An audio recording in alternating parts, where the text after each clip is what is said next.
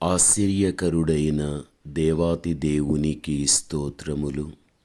ఆయన ప్రియబిడ్డలైన మీకు వందనములు. 2025 నవంబర్ 19వ తారీఖు ఏర్పరచబడిన దైవవాక్యం యెషయా 40వ అధ్యాయం 31వ వచనం. యెహోవా కొరకు ఎదురుచూచువారు నూతన బలము పొందుదురు. వారు పక్షిరాజుల వలె రెక్కలు చాపి పైకి ఎగురుదురు. పక్షిరాజు రెక్కలను చాపి పైకి ఎగురుచూ ఉంటుంది.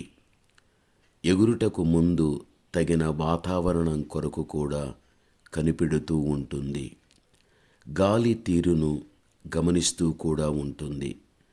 తనకు అనుకూలమైన గాలి వీచుట ప్రారంభమైనప్పుడు ఏమాత్రమూ ఆలస్యం చేయకుండా వెంటనే తన రెక్కలను చాపి ఆ గాలి వాలులోని ఎత్తైన స్థలానికది ఎగిరిపోవడం జరుగుతుంది.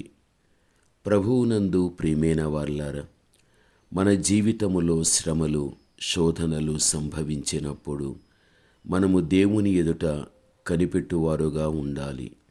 ఎందుకంటే శ్రమలను అనుమతించు ప్రభువు ఆ తర్వాత నెమ్మదిగా వీచే పరిశుద్ధాత్మ గాలిని పంపగలుగుతాడు. మనం ఆ గాలితో కలిసి మన రెక్కలను చాపినప్పుడు అది మనను ఉన్నత స్థలములోనికి తీసుకుని వెళ్ళడం జరుగుతుంది. మేఘములను దాటి ఎగురుచు దేవుని మహిమగల ముఖమును మనము చూడడం అనేది జరగగలుగుతుంది. దేవుని కుమారుడుగా, దేవుని కుమార్తెగా నీ జీవితంలో తుఫాను వంటి శోధనలు బయలుదేరినప్పుడు కనిపెట్టి మనము నేర్చుకునేవారుగా ఉండాలి. ఆ సమయము నీవు నూతన బలము పొందువేళగా ఉండేటట్టుగా నీవు చూసుకోవాలి. అది నిన్ను ప్రభు హెచ్చించుటకు మంచి తరుణమని గ్రహించేటువంటి మనస్సు మనకు ఉండాలి. సమస్యలు వచ్చినప్పుడు అనేకులు విసుగు చెందుతూ ఉంటారు. నాకెందుకు ఇలాగ సంభవించనని సనుగుతూ కూడా ఉంటారు. తమలో తామే పరితాపము చెంది సొమ్మసిల్లిపోతూ తొట్టిల్లుతూ ఉంటారు. తుఫాను వలన గూడు తలకిందులైనను అధైర్యము చెందడం ఉండకూడదు. దేవుడు పంపనియున్న గాలి నిమిత్తం కనిపెట్టేవారుగా ఉండాలి.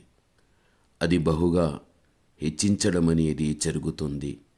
దేవుని ప్రసన్నతలోనికి మనలను నడిపించడం జరుగుతుంది. అందుకే యెహోవా కొరకు ఎదురుచూచువారు నూతన బలాన్ని పొందుతారని పరిశుద్ధ గ్రంథం మనకు తెలియపరుస్తూ ఉంటున్నది. ప్రభువునందు ప్రియమైన వాళ్ళారా, ఈ కడవరి దినములలో దేవుడు మనకిచ్చేటువంటి విలువైనటువంటి హెచ్చరికలు మన ఆత్మీయ జీవిత ఎదుగుదలకు మూలాధారం. సుఖభోగమైన జీవితం ప్రభువుకు ఏమాత్రము ఇష్టముండదు. తుఫానులను, బలమైన గాలిని ఆయన అనుమతిస్తున్నాడని మనము గ్రహించాలి. అటువంటి సమయములో మనము ప్రభువు సన్నిధిలో మరింత ఎక్కువగా వేచి ఉండువారుగా ఉండాలి. మొదట దేవుని రాజ్యం అని నీతిని వెదికే వ్యక్తులుగా ఉండాలి. ఆ తర్వాత దేవుడు సమస్తాన్ని కూడా మనకు అనుగ్రహించడం అనేది కూడా జరగగలుగుతుంది. ప్రభువునందు ప్రియమైనటువంటి వారలారా, ఆకాశములో పక్షిరాజు ఎగురుటకు ఒక రహస్యం ఏమిటి అంటే అది కనిపెడుతూ ఉన్నది. తగిన సమయము కొరకు ఎదురు చూస్తూ ఉన్నది. ఓపికతో కనిపెట్టు పక్షిరాజు ఆకాశములోనికి ఎగిరిపోతూ ఉంటుంది. ఈ రోజున మన యొక్క జీవితంలో కూడా మనం నా స్థితి ఇంతే, నేను పతనమైపోయాను, ఇంకా నా జీవితానికి వేరొక దిక్కు ఆదరణ లేదు అని ఒక్కొక్కసారి మనం తలంచుచున్న సమయాలలో మన చుట్టూ లేక చెలరేగిన అలల తుఫాను వంటి అధైర్యపరిచేటువంటివి ఎన్ని మనకు వచ్చినప్పటికీ కూడా మనము అధైర్యపడక దేవుని యందే నమ్మకం మనం ఉంచాలి. ఆయన ఎప్పుడు కూడా మనల్ని విడిచిపెట్టేటువంటి దేవుడు కాదు. ఆయన సన్నిధిలో మన కనిపెట్టుటను బట్టి భయంకరమైన పరిస్థితుల్లోనూ పోరాటంలో నుండి ఆయన మనల్ని బయటికి తీసుకుని రావడం అనేది జరుగుతుంది. ప్రభువునందు ప్రియమైనటువంటి వాళ్ళారా, దేవుని యొక్క బిడలగా మనం ప్రభువు కోసం ఎదురు చూచేటువంటి వ్యక్తులుగా మనం ఉండాలి.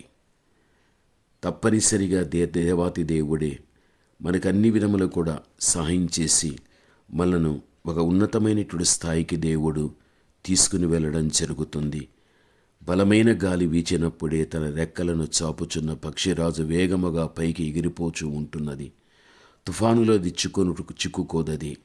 తుఫాను దాటి పైకి అది వెళ్ళిపోతుంది. అది ఒకవేళ కిందికి చూచి తన రెక్కలను ఏటవాలుగా చాపగలిగితే బలమైనటువంటి గాలి కూడా దాన్ని క్రిందికి పడవేయడం అనేది కూడా జరగగలుగుతుంది. అందువలననే అనుకూలము లేని గాలి విసిరినప్పుడు పక్షిరాజు కూడా ప్రభువునందు ప్రియమైనటువంటి వాళ్ళారా, అది మాత్రం రెక్కలను కొంచెం పైకి పెట్టి ఉన్నతమైనటువంటి స్థలానికి అది ఎగిరిపోవడం జరుగుతుంది. నువ్వు దేవుని కుమార్తెవు, దేవుని కుమారుడవు. మనము కూడా శ్రమలను ఎదుర్కొనేటప్పుడు లోక సంబంధమైన కార్యముల తట్టు చూడకుండా మన మహిమగల రాజు తట్టు మనము చూచి సాగిపోవాలి. అప్పుడే మనము దేవుని యొక్క బలమైనటువంటి కాపుదలలో భద్రపరచబడి ఉండడం జరుగుతుంది. ప్రార్థన. పరమతండ్రి అయిన మా దేవ, ఘనమైన మీ నామమునకు స్తోత్రములు చెల్లిస్తున్నాను. దేవా, మీరిచ్చినటువంటి తండ్రి ఆదరణతో ధైర్యంతో కూడిన మాటలకై స్తోత్రాలు. బిడ్డలు వినగలిగిన తండ్రి ధైర్యాన్ని తెచ్చుకోగలిగి, దేవా, ప్రతి బిడ్డ కూడా నా విషయములో దేవుడు ఏ విధముగా అనుమతి ఇస్తుంటున్నాడు, దానికి నేను విధేయురాలై ఆ మీదట ఉన్నతమైన స్థాయిలో స్థిరపరచబడాలనేటువంటి దృఢమైన నమ్మకముతో బిడ్డలు సాగిపోవటానికి కృప బిడ్డల పట్ల మీరు చూపమని, మీ ప్రత్యేక దీవెనతో బిడ్డలు నింపమని యేసు నామములో ప్రార్థిస్తున్నాము తండ్రి. ఆమేన్.